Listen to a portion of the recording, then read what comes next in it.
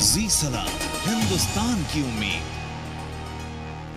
आदाब नाजरीन, खैर मकदम है आपका जी सलाम में और आपके साथ मैं हूं सऊद मोहम्मद खालिद। और स्पेशल एट 4 में आज बात एक बार फिर से राम मंदिर की, क्योंकि एक बार फिर से 2019 से पहले बीजेपी को राम याद आ गए हैं और यूपी के नायब वजीर आला केशव प्रसाद मौर्य का एक बयान सामने आया है जिसने इस पूरे मुद्दे को एक बार फिर से हवा दे दी है।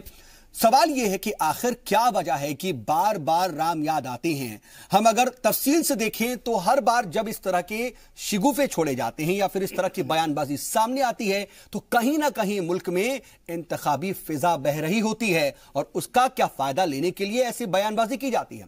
इंतखाबी सरगर्मियों के बीच राम मंदिर तामीर का इशू एक बार फिर से सियासी बयानात का हिस्सा बन रहा है और इस बात पर, इस मसले को इस बार हवा दी है यूपी के डिप्टी सीएम केशव प्रसाद मौर्य ने दूसरे बीजेपी लीडरान से एक कदम आगे बढ़ करके मंदिर तामीर के लिए कानून का सहारा लेने का रास्ता अख्तियार करने की बात कही है। लेकिन हमारा सवाल यह है कि जब अयोध्या मामला सुप्रीम कोर्ट में ज़ेरे समाअत है तो उससे पहले इस तरह के बयानात कितने सही हैं और इसका क्या मतलब है। एक रिपोर्ट दिखाते हैं आपको इसी पर खुसूसी, उसके बाद इसी पर होगी बातचीत की शुरुआत। हमारे साथ स्टूडियो में मौजूद होगा इसी पर बातचीत के लिए खास पैनल। आप रिपोर्ट देखिए पहले।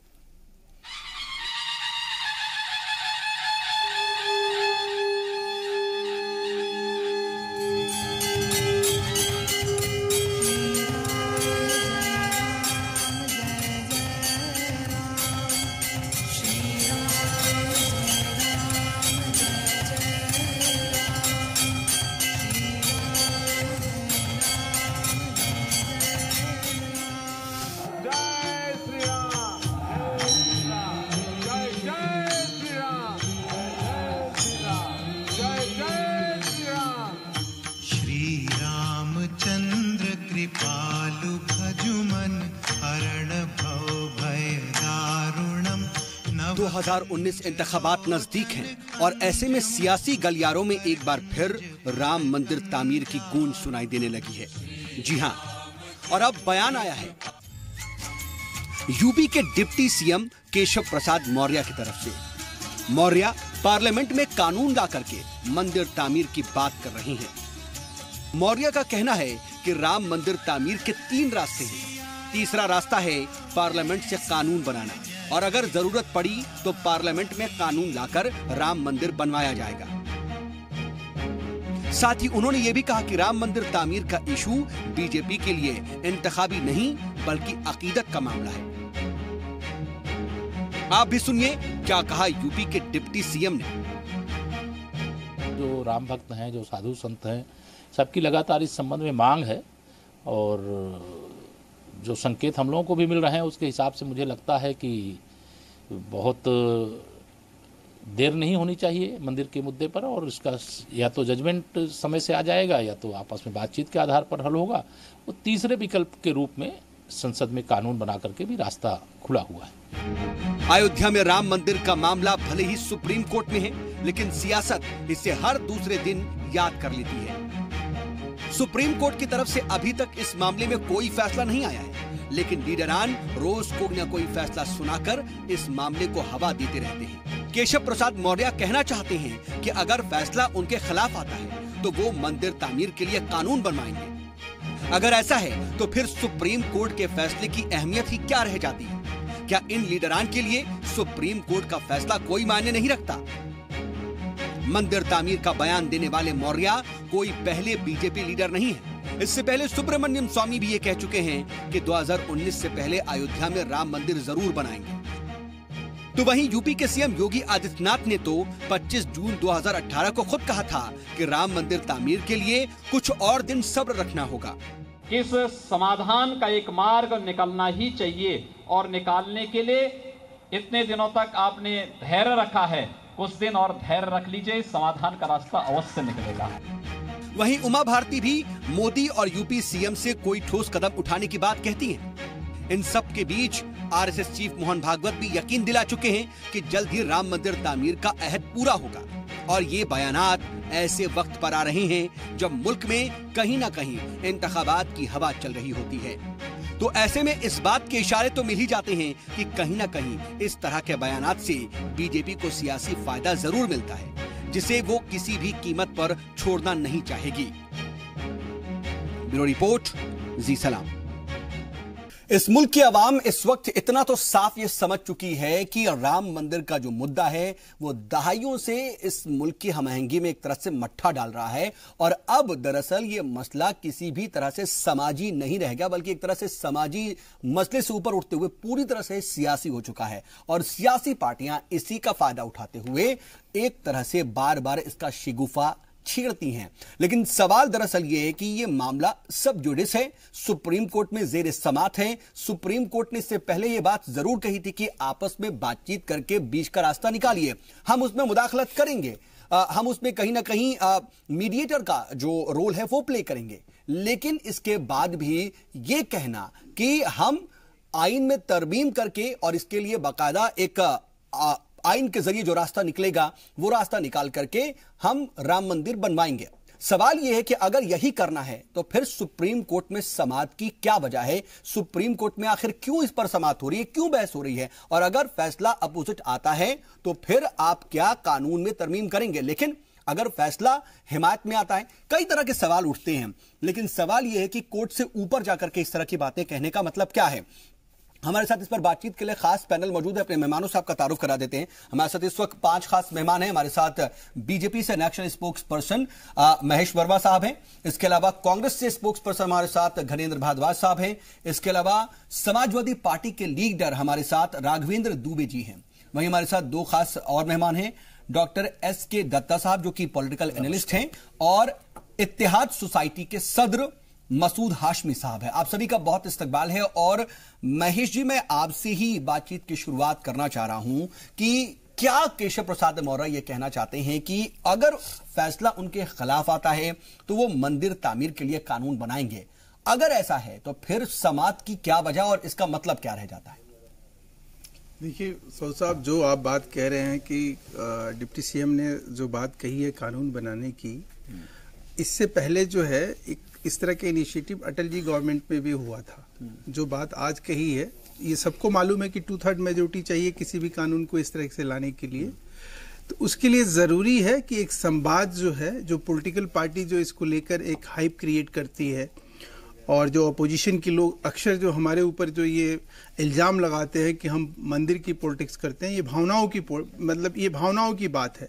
ये सेंटिमेंट्स हमारा इस तरह से जुड़ा हुआ है, मेजोरिटी ऑफ पॉपुलेशन जो है इससे जुड़ा हुआ है, इसको हर्ट करके हम किसी भी तरह से आगे नहीं बढ़ सकते। तो उसके लिए अटल जी ने एक अयोध्या विभाग शुरू किया था, और उसका मकसद यही था कि उसमें सारे पॉलिटिकल पार्टी के लोग थे कि दोनों समुदाय की से बात की जाए और इसके ऊपर कोई बिल और कोई कानून लाके और इसकी सर्वसम्मति से कोई हल निकाला जाए। ठीक है। आज अगर वो केशव प्रसाद मौर्य जी ने उस तीसरे ऑप्शन को कहीं टटोला है या उसके बारे में कुछ कहा है, तो उसका मतलब ये नहीं है कि बीजेपी जबरदस्ती कोई कानून लाएगी और वो संसद से पास हो जाएगा और उसमें कोई कोर्ट की बात नहीं मानी जाएगी। ये सब चीजों को ध्यान में रख के कि हम किस तरह से इस समस्या का समाधान करें, एक बात। दूसरी बात कि आप किसी भी चीज को लेकर भावनात्मक रूप से इस चीज को समझने की जरूरत है कि हमारे देश में जो है भगवान राम से जुड़ी हुई आस्था जो है वो अयोध्या में कहीं ना कहीं दिखाई देती है, वहाँ सुनाई देती है। वहाँ लोग जाते हैं तो भगवान राम के नाम से जाते हैं, और जब वहाँ हम ये देखते हैं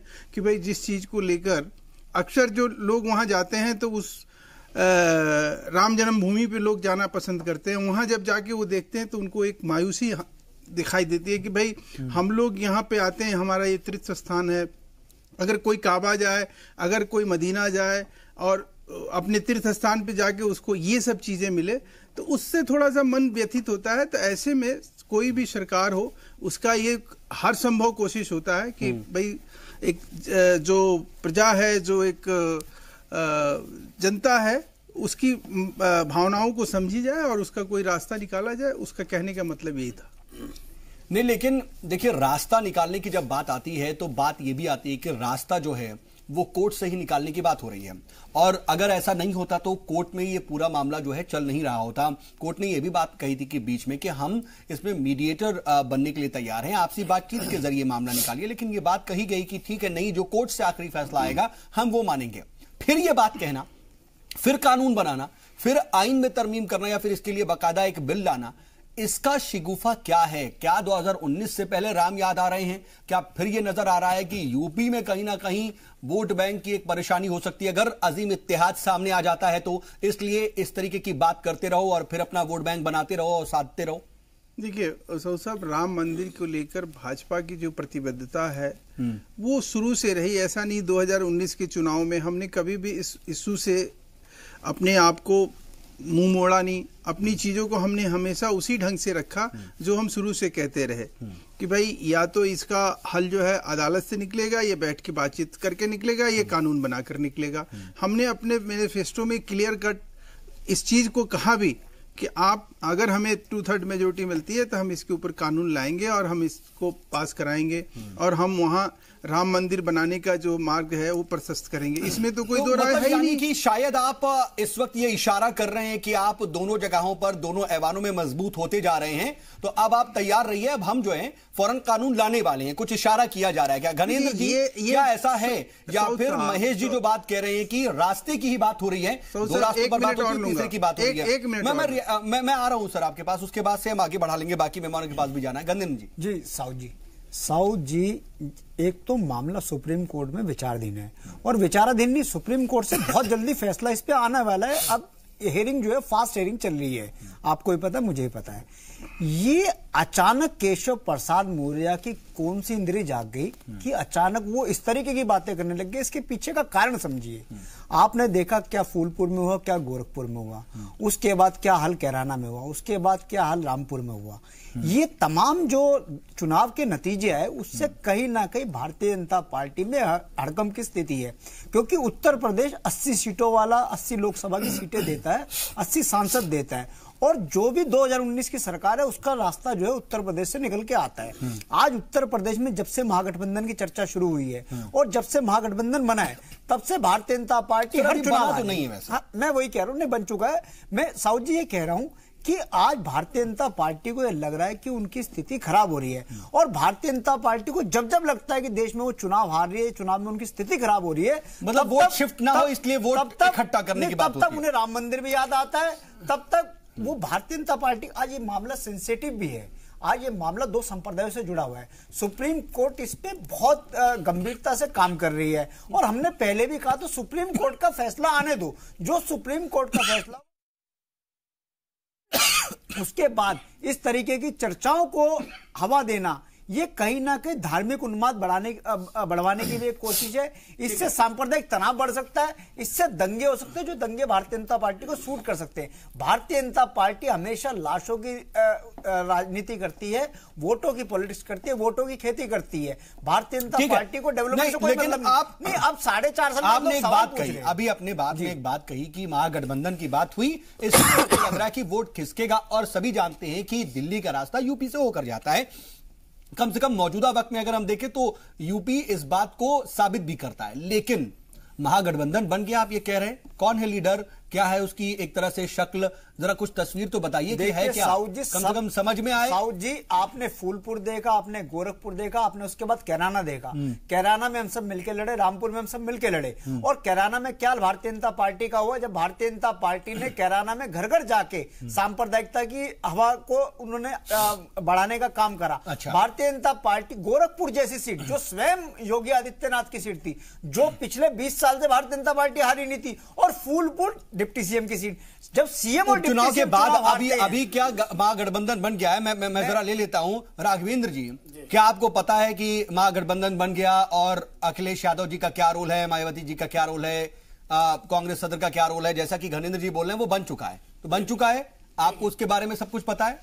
बिल्कुल, गठबंधन बिल्कुल परिपक्वता की ओर जा रहा है और आपने देखा होगा कि जब हमने गठबंधन किया तो सारी सीटें हार गए, मुख्य सीटें हार गए, मुख्यमंत्री हार गए, उप मुख्यमंत्री हार गए अपनी सीट, और कैराना हार गए, मुख्य सीट वो भी थी। सर, और वो फॉर्मूला काम आया, लेकिन उस फॉर्मूले पर काम कितना हुआ ये तो बताइए। फॉर्मूला पर देखिए, मैं आवाम के लिए पूछ रहा हूं, ये बताएंगे। देखिए, ये राजनीति है, राजनीति राज रहे तो ज्यादा अच्छा है। मैं फूलपुर गोरखपुर से आगे बढ़ करके, कैराना से आगे बढ़ करके पूरे उत्तर प्रदेश की आवाम के लिए पूछ रहा हूं कि अगर महागठबंधन की तश्कील हो रही है तो किसके क्या रोल हैं, उसका एक खाका सामने लाकर के क्यों नहीं पेश किया जा रहा? पूरा खाका आ जाएगा। पूरी बातें हो रही हैं, कम से कम चीजें क्लियर तो रखिए, तो आवाम उस हिसाब से माइंड बनाए। बिल्कुल बिल्कुल, मैं इसलिए कहना चाहता हूं खाका उसका बिल्कुल तैयार है और आपको ये देखने को भी मिलेगा। बीजेपी वाले बड़े चालू लोग हैं, इसलिए इनके सामने अभी हम पेश नहीं कर रहे। जब इनको पेश होगा, देखिए जब उपचुनाव हुआ तो उपचुनाव हुआ, इनको आभास भी नहीं था कि मायावती जी भी साथ हमारे होंगे,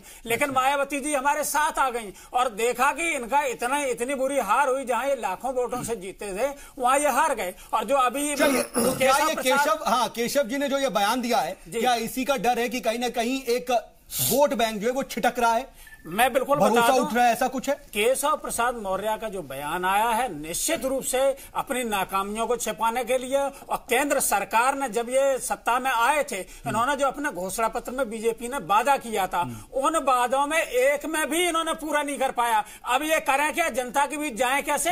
तो ये ऐसा मुद्दा सनसनीखेज पैदा करना चाहते, फिर ध्रुवीकरण की राजनीति ये दोबारा से करने लगे। अब ये बताओ, इनका पूर्ण बहुमत है, इसके बावजूद ये कह रहे कि अभी हम लाएंगे। अब इनके पास समय कहां बचा? अब तो चुनाव का समय आ गया है। चुनाव के समय जैसे आता है अब वैसे ये करते हैं। अब तो लोग पूछेंगे भाई काला धन क्या है, लोग कहेंगे कि 2 करोड़ नौकरी जो हर साल देने वाले थे वो कहां है, स्मार्ट सिटी कहां बन गई वो भी बता दो, एम्स कहां बना दिए वो भी बता दो, कितना अपने छात्रों नौजवानों को लिए क्या किया, किसानों के लिए क्या किया, आय दुगनी करने वाले क्या किया। असल मुद्दों से भटकाने की कोशिश, ठीक है,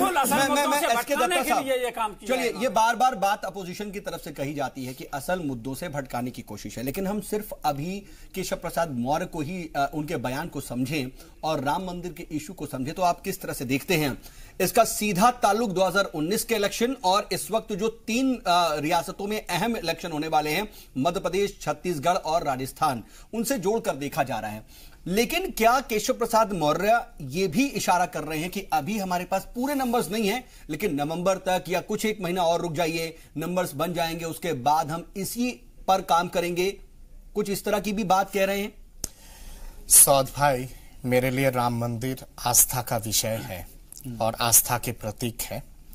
भारतीय जनता पार्टी क्या करती है राम मंदिर को लेके वो मेरे लिए ज्यादा महत्वपूर्ण नहीं है।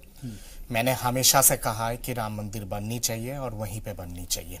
रामलाला वहां पे विराजमान थे, विराजमान है और विराजमान रहेंगे।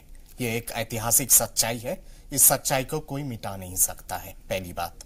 दूसरी बात यहाँ पे ये आती है कि डे टू डे बेसिस पे काफी बार गुहार किया गया है सुप्रीम कोर्ट को कि इस पे हियरिंग हो। बेशक आप काफी मतलब कि लगातार वे में तेज हो रही है। मुझे अपेक्षा है कि सुप्रीम कोर्ट का निर्णय आ जाएगा और ये भी अपेक्षा है कि जल्दी से जल्दी आ जाएगा। तीसरा विकल्प बचता है जिसके बारे में मैंने कई बार पहले भी राम मंदिर वाला मुद्दे पे अलग अलग चैनलों पे मैंने कहा है और आज आपके चैनल पे भी ये बात को दोहराता हूं। तीसरा विकल्प है कि यूपी असेंबली में भारतीय जनता पार्टी के पास प्रचंड बहुमत है। वो लोग अगर चाहे तो एक रेजोल्यूशन ला सकते हैं राम मंदिर के पक्ष में और शुरुआत वहां से हो सकती है और उस रेजोल्यूशन को फिर सीधा केंद्रीय सरकार के पास भेजे कि केंद्रीय सरकार की क्या रुख है, क्या सोच है इस पूरे चीज पे। आप याद कीजिएगा सोमनाथ की मंदिर जब बनी थी वो भी संसद के कानून पेश होने के बाद और संसद में ही चर्चा होने के बाद बनी थी। शाहबानू का जब केस सुप्रीम कोर्ट ने निर्णय दिया था उस केस का जजमेंट को भी पलटा गया था संसद में। तो ऐसी कोई बात नहीं है कि कोर्ट की तरफ से कोई निर्णय अगर आती है उसको संसद में चर्चा करके उस पे एक दूसरी तरह का निर्णय दिया जाए। भाजपा के पास बेशक आज के डेट में प्रचंड बहुमत है। भाजपा अगर कहती है कि संसद में 2/3 बहुमत चाहिए, मैं समझता हूं कि ऐसे तो डिले क्यों हो रहा है फिर? अगर ये है तरीका और अगर यूपी से शुरुआत हो सकती है तो इस तरह के कोरे बयान का क्या मतलब? सीएम योगी भी कहते हैं, ये भी कहते हैं, लेकिन असल में जमीन पर क्यों नहीं होता? उसी पे मैं आ रहा हूं। एक और जो विकल्प हो सकता है भाजपा के लिए वो है कि आप joint session of the parliament बुला सकते हैं, राज्यसभा और लोकसभा को इकट्ठा बुला सकते हैं और वहां पे आप पारित कर सकते हैं आप अगर चाहे। हाँ, ये जरूर है कि मैं कहीं ना कहीं पे समझता हूं कि दुर्भाग्यपूर्ण कहना पड़ता है कि सांस्कृतिक सामाजिक आस्था का विषय है। इस सांस्कृतिक सामाजिक आस्था का विषय को जिस तरह से राजनीतिकरण किया गया है, सारे लोगों ने मिलकर किया है, सारे पॉलिटिकल पार्टीज ने मिलकर किया है। भाजपा को अकेले दोष देना उचित नहीं होगा। कांग्रेस भी उतना ही दोषी है, सपा भी उतना ही दोषी है, बसपा भी उतना ही दोषी है, तमाम पॉलिटिकल पार्टीज दोषी हैं इस पूरे चीज को लेकर। मैं समझता हूं कि आप अगर देश के अखंडता और देश के हित को अगर सुरक्षित रखना है और सारी चीजों को ध्यान में रखते हुए अगर एक रेजोल्यूशन अगर आ जाता है सबके साथ बातचीत करके, वो रास्ता अगर अपनाया जाता है तो इस पे आपत्ति किस बात की? नहीं होना चाहिए क्या? लेकिन मसूद हाशमी साहब, कानून बनाने की बात और रेजोल्यूशन पास करने की बात, अगर यही आखिरी रास्ता है तो फिर अभी तक सालों से जो ये मामला चल रहा था, इसकी क्या जरूरत थी? जेर समाज जो ये मामला है, अभी इसकी क्या जरूरत, जब आखिरी रास्ते पर ही गौर करना है तो? देखिए, मुझे बदकिस्मती से ये लगता है कि आज हमें आज़ाद हुए खुशकिस्मती से 71 साल हो गए, 72वां भी हमने यौम आज़ादी मनाया है।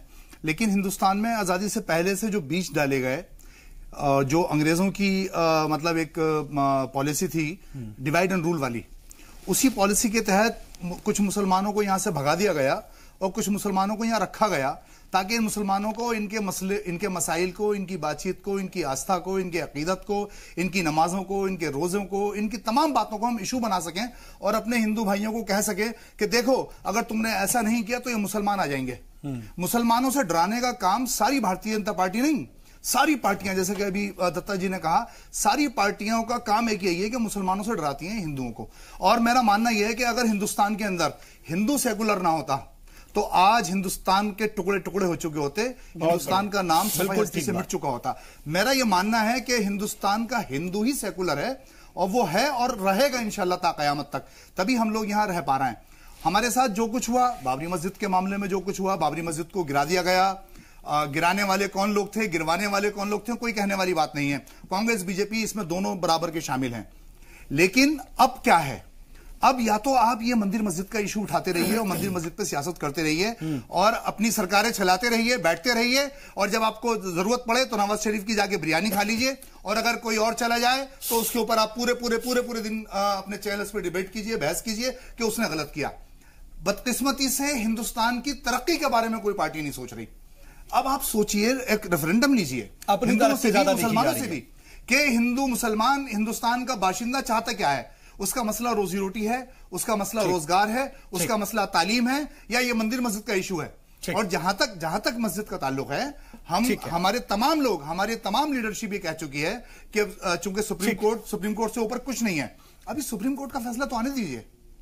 जी हाँ, सुप्रीम कोर्ट का फैसला तो आने दीजिए, बाद की बातें बाद में ही हो तो ज्यादा बेहतर है। बहरहाल वक्त एक छोटे से ब्रेक का है, हम इस बातचीत को जरा आगे बढ़ाएंगे और तमाम दूसरे पहलू को भी समझने की कोशिश करेंगे इस छोटे से ब्रेक के बाद।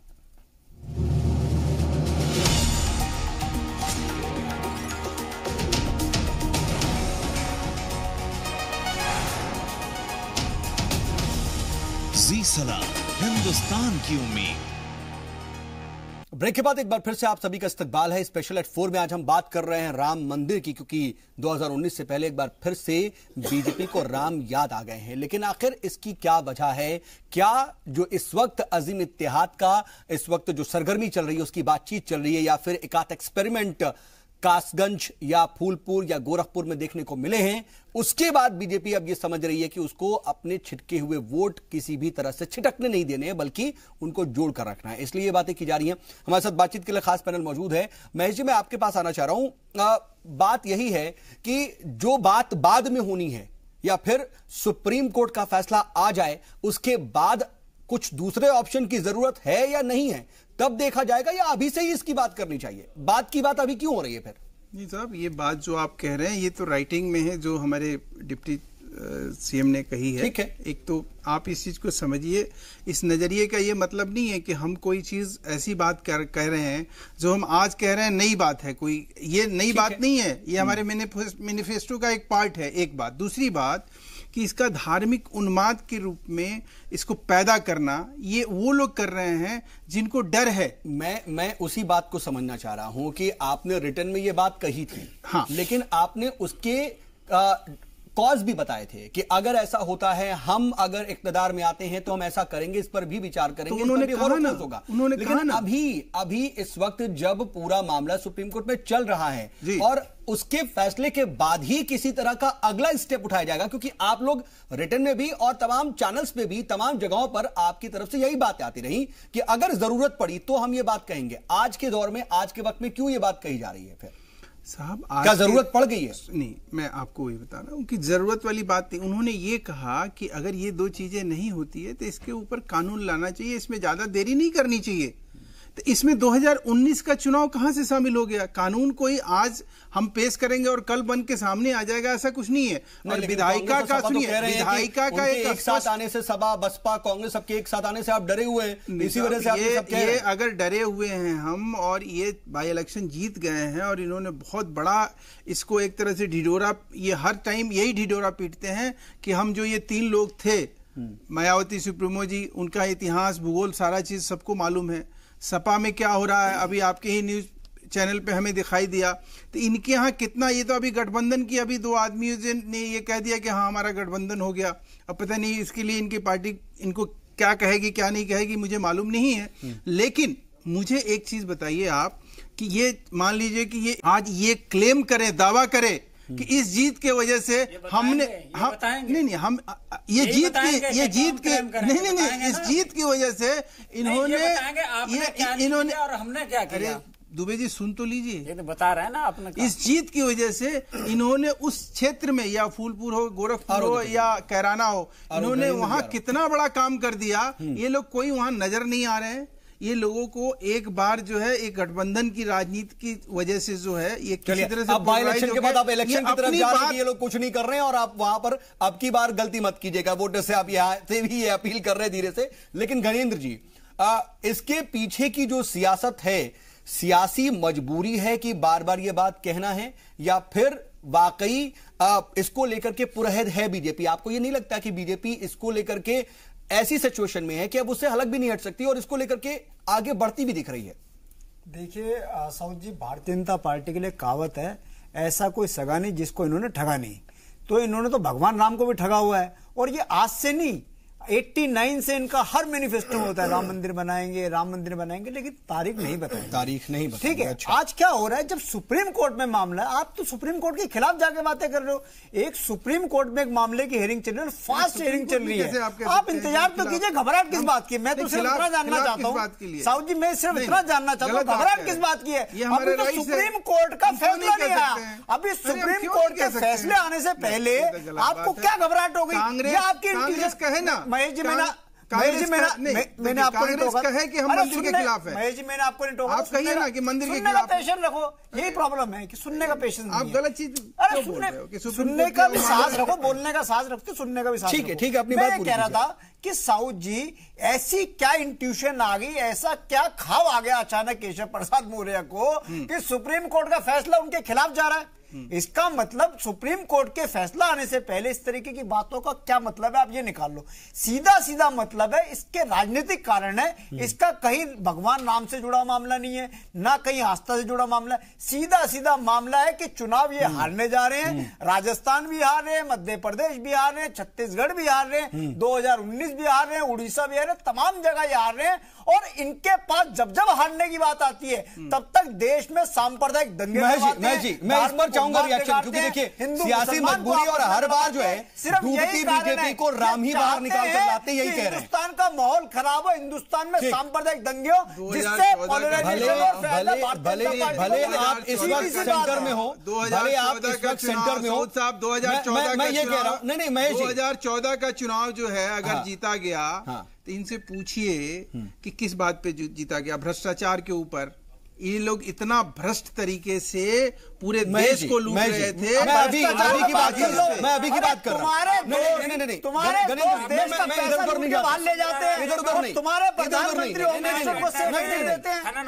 कोई इधर उधर की बात नहीं महेश जी, मैं अभी पर आता हूं। बात वो करे जिनका गिरवान ठीक हो। मैं आ रहा हूं, गणेंद्र जी, जिनके घर शीशे होते हैं दूसरों पे पत्थर नहीं फेंका करते। सीधे तौर पर यह कहा जा रहा है कि भले ही आज आप सेंटर में हो, भले ही यूपी में हो, लेकिन मध्य प्रदेश, राजस्थान, छत्तीसगढ़ में आप नहीं आ रहे, या 2019 में आप नहीं आ रहे, ये आपको दिख रहा है, इसलिए आप ऐसी बात कह रहे हैं, यही बात कह रहे हैं। इस पर रिएक्शन आपका? एक सऊद साहब 1 मिनट आप टाइम दीजिएगा जरा प्लीज। ये लोग, ये इनकी चिंता आज की डेट में ये है कि हम किसी भी तरह से इस बात को फैलाएं कि बीजेपी हार रही है और हम जीत रहे हैं, और इसी वजह से बीजेपी अयोध्या के ऊपर। अच्छा, घबराहट में बयान कौन दे रहा है? सुनिए, अयोध्या के ऊपर, अरे सुप्रीम कोर्ट के फैसले का इंतजार तो कर लो। मेरा तो सिर्फ ये कहना है, और मेरा नहीं, हिंदुस्तान के तमाम आवाम का ये कहना है, सुप्रीम कोर्ट का फैसला आने से पहले केशव प्रसाद मौर्य कौन होते हैं जो इस तरीके की बात करते हैं? जवाब ले रहा हूं मैं, आपके ही बात का जवाब ले रहा हूं। आप ये कह रहे हैं कि हमारे अंदर घबराहट है, और उस घबराहट की वजह से हम अयोध्या इशू उठा रहे हैं। हम 2014 में अयोध्या की बात वही की है जो हम मैनिफेस्टो में अक्सर कहा करते थे, लेकिन देश की जनता जो है इस बात से आजिज थी। देश की जनता जो है मेजोरिटी ऑफ पर्सन, सुनिए, मेजोरिटी ऑफ पर्सन, कहीं और जा रहे हैं। मैं बता रहा हूं, 2014 में हम राम जन्मभूमि पे वही हमारा स्टैंड था जो आज है। क्या स्टैंड है? वही स्टैंड है। कभी आप कहते हो कि हम सुप्रीम कोर्ट का फैसला मानेंगे, अरे भैया, कहते हो बातचीत को मानेंगे। अरे कानून कहां से आ गया? कानून कहां से आ गया? जो डिप्टी सीएम को याद आई है आज अचानक 4.5 साल से केशव प्रसाद मौर्य सो रहे थे, मोदी जी सो रहे थे, अचानक कैसे जाग गए? चलाना है, अचानक कैसे जाग गए? आपको आदर करना पड़ेगा। इस तरह से ढकोसला पंथी करना, इस तरह से मेरा स्टैंड वही है, हमारी पार्टी का स्टैंड वही है। ठीक है, ये हमारी बाजार बन जाता है ना। मार रहे हो जब भी राम की बात आती है, ठीक है, उनकी नदी बहा दी। जब भी अयोध्या, बाबरी मस्जिद, राम जन्मभूमि की बात आती है, कोई पार्टी अपना स्टैंड क्लियर कर नहीं पाती, बस मछली बाजार बना दी जाती है। ठीक है, हमारा स्टैंड क्लियर है, ठीक है। सुप्रीम कोर्ट में फैसला आएगा वो सबको मानने होगा। जहां सुप्रीम कोर्ट के ऊपर कोई नहीं है, जहां हजारों लोग आपके पास ही आ रहा हूँ। क्यों राम मंदिरों में जा रहे हैं? और निंदा करनी चाहिए। मैं इसी में आ रहा हूँ। इन सबके बीच इतना बड़ा इसी पूरे मामले पर MIM सदर असदुद्दीन ओवैसी का भी रिएक्शन आया। उन्होंने केशव प्रसाद मौर्य पर निशाना लगाया है। असदुद्दीन ओवैसी क्या कुछ कह रहे हैं, जरा वो रिएक्शन भी ले लेते हैं इसी बीच। फ्रस्ट्रेशन में आकर अब ये मंदिर का मसला उठा रहे हैं, और इनको जानना चाहिए कि जब तक मसला सुप्रीम कोर्ट में है, सुप्रीम कोर्ट डिसाइड नहीं करता, कॉन्स्टिट्यूशनली आप कुछ नहीं कर सकते। ये सुप्रीम कोर्ट के पास है, सुप्रीम कोर्ट इसको डिसाइड करेगा। आप कौन से कानून तहत कर सकते आप? और आप धमकी दे रहे हैं, बाज़ाब्ता आप धमकी दे रहे हैं, ये तो कंटेम्प्ट ऑफ सुप्रीम कोर्ट है। देखिए, बात जो अभी नजर आ रही थी, जिस तरीके से कांग्रेस या फिर समाजवादी पार्टी के लीडरान ये बात कह रहे थे कि कंटेम्प्ट ऑफ कोर्ट है और एक तरह से धमकी है, वही बात असदुद्दीन ओवैसी भी करते हुए नजर आ रहे हैं। दत्ता सर, इसको हम किस तरह से समझें? क्या वाकई ऐसा है कि कोर्ट में मामला है तो इस पर बात नहीं होनी चाहिए, या फिर बात होनी चाहिए? और अभी जो ओवैसी साहब ने कहा उस पर क्या कहेंगे? आपके इस महत्वपूर्ण प्रश्न का जवाब देने से पहले एक चीज ऐड करना आवश्यक है इस पे। 2014 की चुनाव के दौरान बेशक भ्रष्टाचार, कुशासन, ये तमाम चीजें थी, पॉलिसी पैरालिसिस थी, पर कहीं ना कहीं पे हिंदुत्व जरूर था पूरे चुनाव में, और भारतीय जनता पार्टी ने बहुत बेहतरीन वे में, यानी फ्रंट पर चीजें अलग रखी गई और बैक पर हिंदुत्व रखा गया। हिंदुत्व या फिर सांस्कृतिक राष्ट्रवाद को बहुत बड़े पैमाने पे इस्तेमाल किया गया था। यूपी के चुनाव के दौरान भी हिंदुत्व कहीं ना कहीं पे हावी रहा है। मैं समझता हूं कि जो ओवैसी साहब जो कह रहे हैं वो गलत कह रहे हैं ये बात।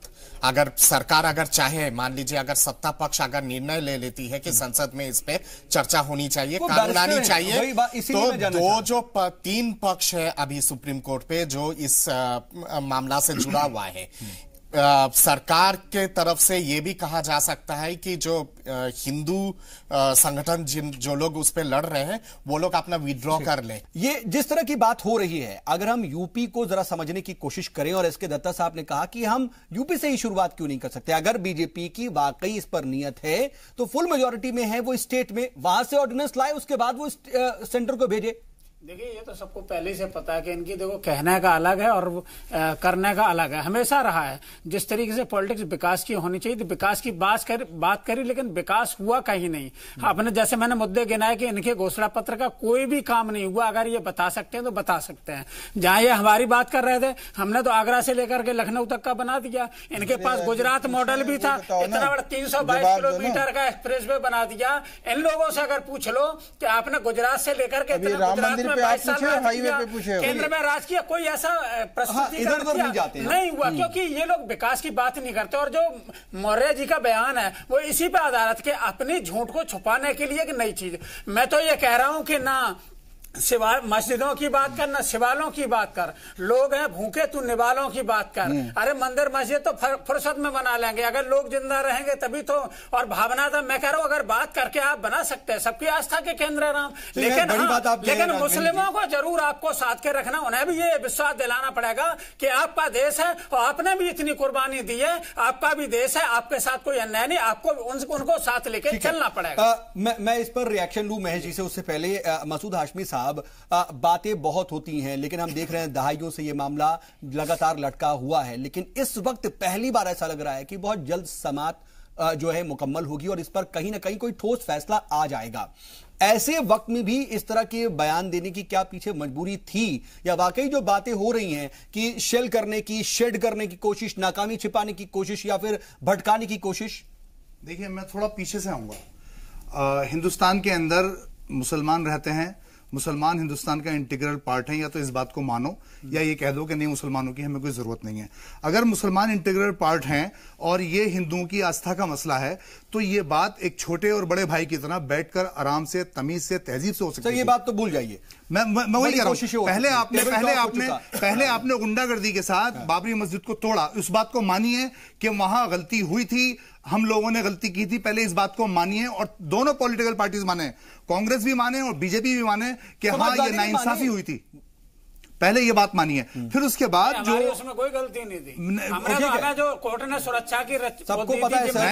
मैंने कांग्रेस, समाजवादी का नाम नहीं लिया, मैंने कांग्रेस भारतीय जनता पार्टी से कह रहा हूं। मैं समाजवादी पार्टी को पॉलिटिकल नुकसान, अरे सर, समाजवादी पार्टी को नहीं कह रहा मैं कह रहा हूं भारतीय जनता पार्टी और कांग्रेस। और आज की जो स्थिति है, आज की जो स्थिति है, ये गैर जरूरी बयान है। हिंदुस्तान के अंदर अभी सिर्फ तमाम लोग अटल बिहारी जी को श्रद्धांजलि पेश कर रहे हैं। ऐसे मौके पर उन्होंने बयान देके लोगों को महेश जी, देखिए, सबको पता है कि इस पूरे मामले पर किस तरीके से मामला आगे बढ़ रहा है। क्या लगता है कि 2-4 महीने पहले ये बयान दे दिया जरूरत से पहले? फाइनल कमेंट, क्योंकि आप देखिए, सवाल आप ही पर उठ रहे हैं। मैं तो एक बात आपको कहूंगी, सपा की जो प्रवक्ता बोल रहे हैं, देखिए, भारत माता को डायन कहने वाले निहत्थे कारसेवकों पे गोली चलाने वाले,